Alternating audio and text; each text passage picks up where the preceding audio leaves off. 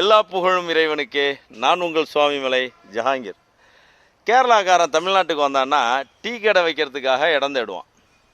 வடநாட்டுக்காரன் தமிழ்நாட்டுக்கு வந்தான்னா பானிபூரி கடை வைக்கிறதுக்காக இடம் தேடுவான்.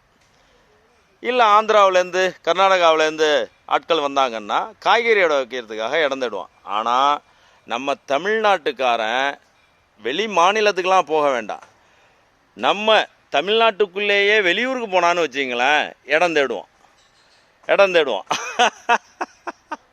எங்கே இருக்குது அப்படின்னு சொல்லிட்டு. ஏன்னா நம்ம ஊருக்காரன் இருக்கான்ல, உள்ளூரில் இருக்கிற வரையும் உத்தமன், அவன் வெளியூர் போயிட்டான்னா யாரோ பெத்தவன்.